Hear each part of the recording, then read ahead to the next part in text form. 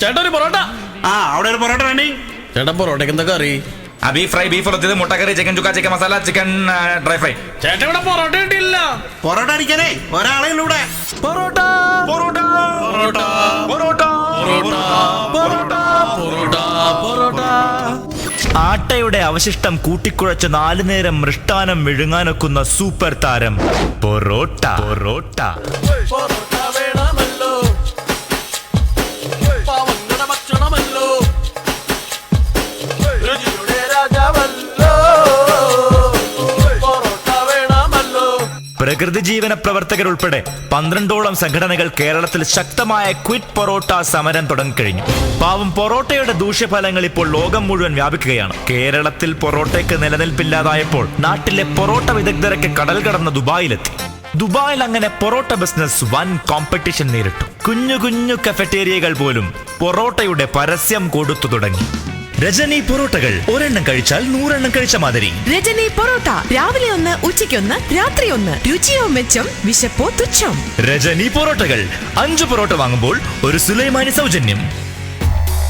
ഇങ്ങനെ ദുബായിൽ പൊറോട്ട ബിസിനസ് മുൾമുനയിൽ നിൽക്കുമ്പോഴാണ് മൈദയുടെയും പൊറോട്ടയുടെയും ദൂഷ്യഫലങ്ങൾ വിളിച്ചോതിക്കൊണ്ട് നാട്ടിൽ നിന്നും പൊറോട്ടയെ ഓടിച്ച പ്രകൃതി ജീവന സംഘടനകൾ ദുബായിലെത്തുന്നത്. അവർ പ്രവാസികൾക്കിടയിൽ ആന്റി പൊറോട്ട ക്യാമ്പയിൻ ആരംഭിച്ചു. ലേഡീസ് ആൻഡ് ജെന്റിൽമെൻ, ഈ ആട്ടയുടെ അവശിഷ്ടമായ പൊറോട്ട നമ്മുടെ വയറ്റിൽ ഒട്ടിപ്പിടിക്കുന്ന ഒരു തരം ദുഷിച്ച പ്രതിഭാസമാണ്. പൊറോട്ട നിത്യേന കഴിച്ചാൽ നമ്മുടെ ശരീരത്തിലെ ഇൻസുലിൻ കുറഞ്ഞ് നമ്മളെല്ലാവരും പ്രമേഹ സാധ്യതകൾ വന്നുകൊണ്ട് ഒരു ദിവസത്തെ വിശപ്പടക്കാൻ 5 ദിർഹംസ് പോലും ചെലവഴിക്കാൻ നിവർത്തിയില്ലാത്ത പാവപ്പെട്ട പ്രവാസികളുടെ ഏക ആശ്വാസമായ പൊറോട്ടയ്ക്കെതിരെ പ്രതിഷേധം ശക്തമായി. നിത്യവും പൊറോട്ട കഴിക്കുന്ന പാവപ്പെട്ട പ്രവാസികളെ കാണുവാൻ കേരളത്തിൽ നിന്നെത്തിയ പ്രകൃതി ജീവന പൊറോട്ട വിരുദ്ധരെത്തി. അവർക്ക് മുന്നിൽ പകച്ചു നിന്ന പ്രവാസികൾ ഒരു നിബന്ധന വെച്ചു. ആ നിബന്ധന പൂർണ്ണമാവുകയാണെങ്കിൽ പൊറോട്ട ഉപേക്ഷിക്കുവാൻ റെഡിയാണെന്ന് പാവം പ്രവാസികൾ സമ്മതിച്ചു.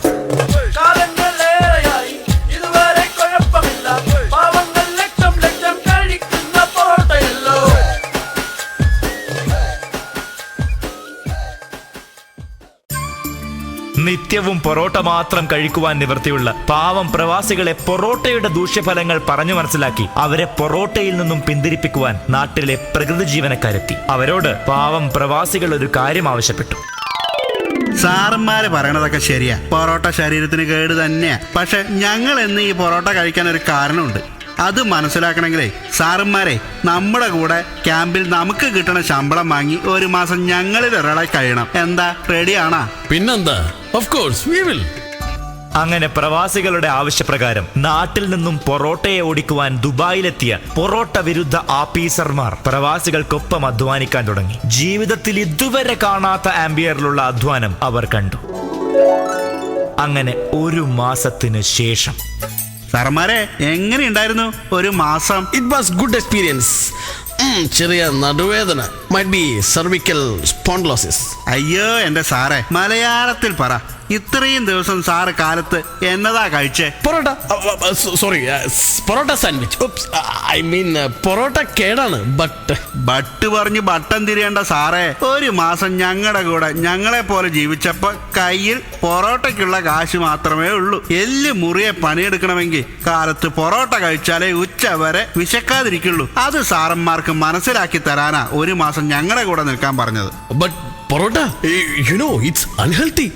പിന്നെ എന്റെ സാറേ, അത്ര വിഷമാണെങ്കിൽ സാറന്മാർ ഇവിടെ ഒരു കഫ്റ്റേരിയ തുടങ്ങി. എന്നിട്ട് കാലത്ത് നല്ല അപ്പവും ദോശയും ഒക്കെ ഞങ്ങൾക്ക് എന്നും ഫ്രീ ആയിട്ടതാ. ഞങ്ങൾ പൊറോട്ട നിർത്താം.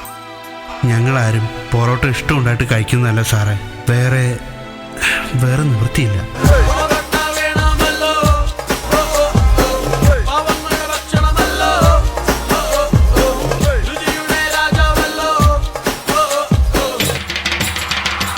അങ്ങനെ നാട്ടിൽ നിന്നും പൊറോട്ടയെ ഓടിച്ച പ്രകൃതി ജീവനക്കാർ ദുബായിൽ നിന്നും എരിയുന്ന മനസ്സുമായി നാട്ടിലേക്ക് മടങ്ങി.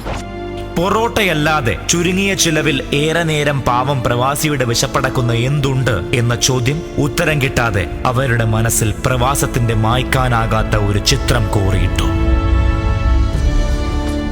ചേട്ടാ, കഥ കഴിഞ്ഞു. 2 പൊറോട്ടയും ഫിഷ് കറിയും സ്റ്റുഡിയോയിലേക്ക് എടുത്തോളൂ.